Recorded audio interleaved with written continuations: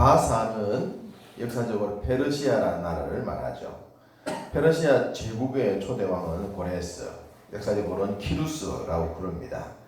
그가 태어나기 150년 전에 이사야 선자는 그가 고레스라는 이름으로 태어날 것과 그가 장차 해야 할 일들에 대해서 이미 예언을 했었습니다. 그 내용을 우리는 지난 말씀과 오늘 말씀을 통해 보게 되는데, 어제 말씀인 44장 28절에 내 목자라 그가 나의 모든 기쁨을 성취하리라 고 했습니다. 그 기쁨이라고 하는 것은 무너진 예루살렘의 중건과 파괴된 성전의 회복입니다. 그 일을 고레스가 하게 될 것이다 라고 선자는 예언했죠. 오늘 본문 1절에서도 여호와께서 그의 기름 부음을 받은 고레스에게 이같이 말씀하시되 라고 했습니다. 구약시대의 기름 부음을 받은 왕은 특별히 선택된 이스라엘의 왕들에게 주어진 일이었지만, 지금 이방인 고레스에게 기름 부음 받은 왕이다 라고 말하는 것은 실질적으로 그에게 기름을 부은 것이 아니라 선택된 이스라엘 왕들이 주님 나라 일을 위해서 쓰임을 받았듯이 고레스도 특별히 구별되어져서 하나님의 일을 하게 될 것이다 라는 상징적인 표현입니다. 선택받은 이스라엘 백성이나 또 비록 이방인이라 하더라도 하나님이 당신의 도구로 쓰기 위해 선택받은 자라면 다 공적으로 기름을 부은 것과 같아 라는 의미라고 하는 것입니다. 하나님은 고레스가 태어나기 150년 전에 그가 태어날 것을 예언하시면서 그에게 특별한 능력을 줄 것, 그리고 그로 하여금 특별한 일을 할 것을 예언을 하셨습니다. 그러한 말씀이 1절 중반절에 보면 열국이 그에게 항복하고 그에게 모든 나라의 성문이 열리게 할 것이며 왕들로 하여금 굴복할 것이다 라고 얘기했죠. 고레스가 정복했던 바벨론의 그 신상 환상에서 보았듯이 정금과 같은 나라, 정금과 같은 제국이었습니다. 5대 제국 가운데 가장 완벽한 제국이었다 그렇게 말할 수 있겠지만, 그 바벨론을 정복을 하지 않습니까? 그 정도로 고레스에게는 특별한 능력이 주어졌습니다. 그가 강했기보다는 하나님이 그를 쓰기 위하여 능력을 부여하셨다라고 하는 것을 얘기를 하는 거죠. 물론 고레스는 자기가 능력이 좋아서 그런 일을 행했을 것이다 라고 생각했겠지만, 지난 주일에도 말씀을 드렸듯이 이 기록된 성경을 결국은 보았을 것입니다. 어쨌든 알았을 것입니다.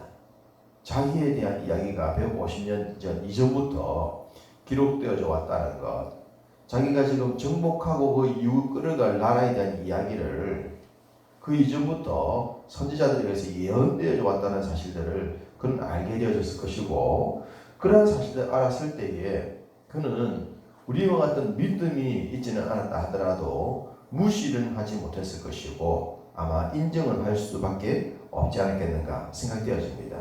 그러면서 자신의 제국과 이스라엘이라고 하는 나라는 뗄래야 뗄 수 없는 관계다라고 하는 것을 알게 됩니다.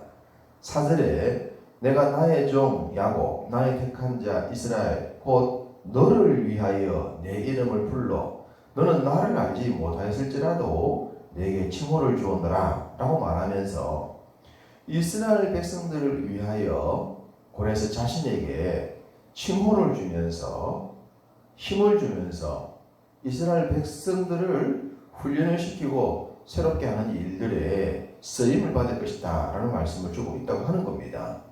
불순종하는 이스라엘 백성들을 고치기 위하여 바벨론에 망하게 한 것이 아니라 70년 동안 훈련을 받게 한 것이고, 그 훈련이 끝나면 돌려보내기 위하여 바사의 고레스를 들었을 것이다 이 말씀을 하고 계신 겁니다. 그렇다면 고레스가 그 완벽해 보였던 바벨론을 너무 쉽게 정복하고 난 뒤에 이 나라가 이렇게 쉬웠어? 라고 생각할 정도로 그 정복하고 난 뒤에 자기에 대한 일을 보고 난 뒤 어떤 생각이 들었겠습니까? 어떻게 그 성경을 무시할 수 있겠습니까? 놀랬겠죠. 소름이 돋을 정도로 놀랄 정도였다라고 말씀을 드렸습니다. 13절 내가 공의로 그를 일으킨지라 그의 모든 길을 곱게 하리니 그가 나의 성읍을 건축할 것이며 사로잡힌 내 백성을 값이나 갚음이 없이 놓으리라. 만군의 여호와의 말이니라 하셨느니라. 이 얘기는 새로운 제국을 세운 고레스가 정복했던 나라들을 어떻게 다스릴 것인가에 대한 정치 가이드라인입니다.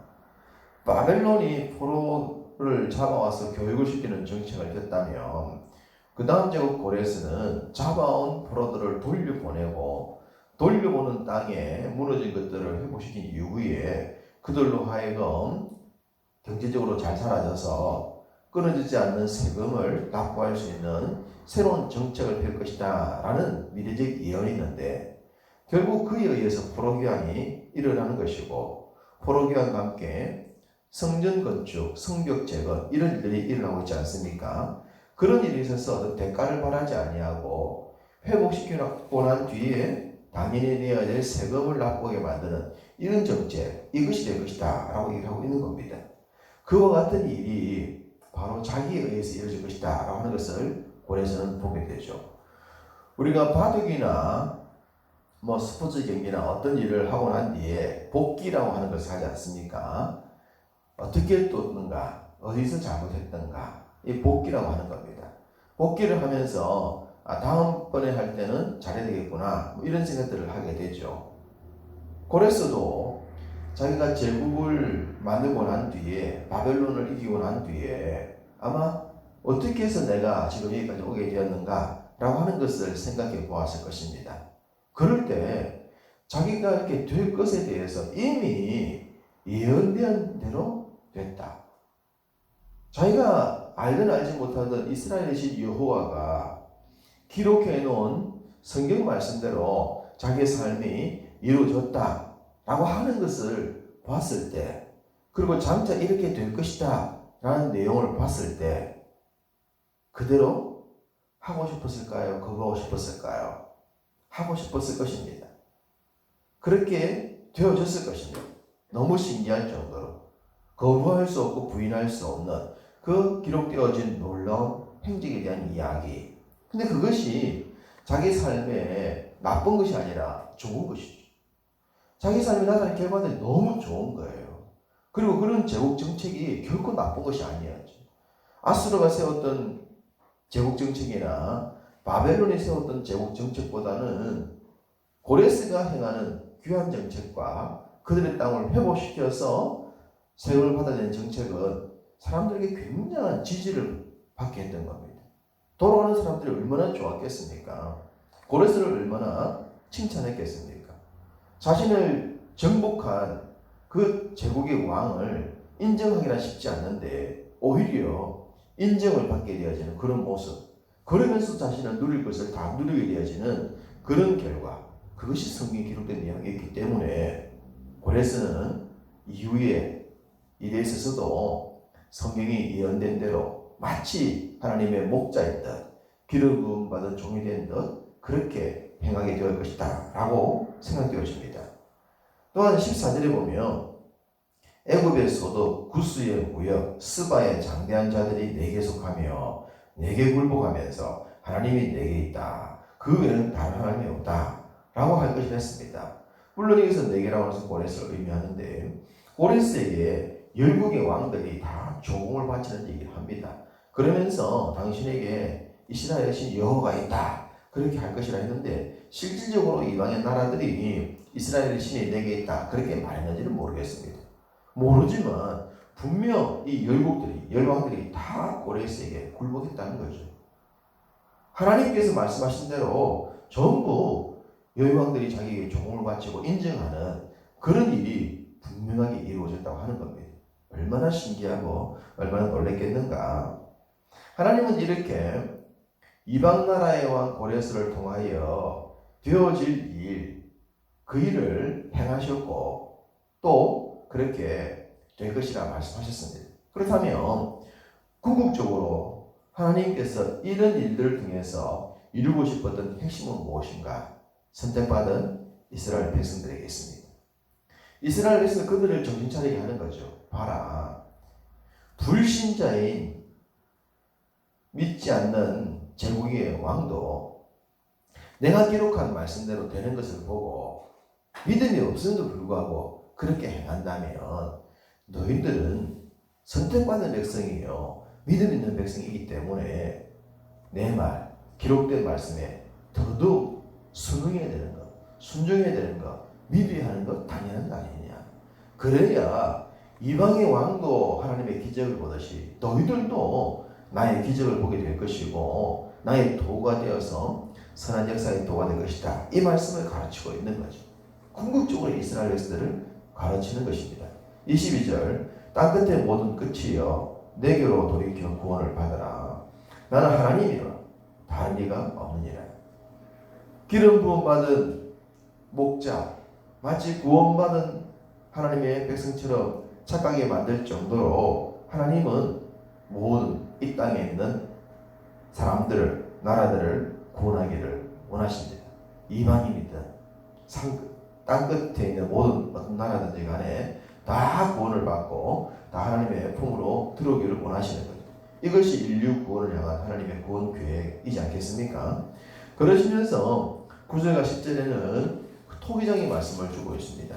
토기장의 말씀은 예레미야서 8장에도 나오고 로마서 9장에도 나오는데 성경에 몇 군데 기록하면서 이 모든 것들이 전적인 하나님의 주권인 것을 얘기하고 있죠. 하나님의 주권, 하나님의 섭리에 의해서 되어진 것이다. 그릇을 만드는 이가 그릇을 이렇게도 만들고 저렇게도 만드는데 만들어진 그릇이 왜 이렇게 만들었어요? 저렇게 만들었어요? 할 수 없는 그 주권과 섭리, 그 얘기를 하면서 지나온 역사와 되어질 역사를 보면 결국 세상은 주권자 하나님에 의해서 그분의 계획대로 되어졌다고 하는 겁니다. 그 섭리에 의하여 인생들과 나라들이 바르고 행복하게 살아갈 수 있도록 가이드라인을 제시했다라고 함을 가르치고 있는 것이죠. 시편 22편 27절 28절에 이런 말씀이 있습니다. 땅의 모든 것이 여호와를 기억하고 돌아오며 모든 나라의 모든 족속이 주의 앞에 예배하리니 나라는 여호와의 것이요 여호와는 모든 나라의 주제심이로다 라고 하고 있습니다. 지금부터 2700년 전 이사야 선지자를 통하여 예언이 되어졌던 열국에 대한 이야기는 완벽하게 성취가 되어졌습니다. 그리고 지금 우리가 살아가고 있는 지금의 시간표도 결국은 하나님의 계획대로 분명히 될 것입니다. 앞으로 우리 미래도 그 되어질 모든 일들은 하나님의 주권 속에 있습니다. 인생들이 지혜와 능력을 가지고 다양한 일들을 한다 하더라도 결국 제국이 하나님을 부인하거나 하나님을 없이 할 수 없었던 것처럼 지금이나 미래도 우리 하나님을 거부할 수 없는 하나님의 절대적인 주권과 섭리를 물리칠 수 없는 결과들은 나타나게 될 것입니다. 그러기 때문에 우리는 기록된 말씀을 다시 보면서 과거의 역사도 그랬듯이 지금의 역사도 그러하고 앞으로의 역사도 그렇게 될 것을 믿죠. 그걸 믿기 때문에 우리는 믿음을 가지고 기도하면서 주의 의를 구하고 주의 의를 이루기 위해서 살아드리는 것입니다. 이 하루도 창조주 하나님이 우리를 붙들고 이 땅을 붙들고 이 세상을 붙들고 진행해 나가시는 그 구원 계획에 순응하는 하루가 되기를 원합니다. 우리 기도가 주의 의를 이루고 이 땅의 혼란을 물리치고 이 땅에 살아갈 우리의 후손과 자손들을 위해서 평화의 땅을 만들기 위해 살아가는 성실한 하루, 이것이 하나님의 의요 제국을 통하여 이루셨던 하나님의 평화의 또 한 단면이 될 것입니다. 이 하루도 주와 함께 동행하면서 하나님의 선한 의를 이루어가시는 복된 하루 살아가시기를 주님의 이름으로 축복합니다.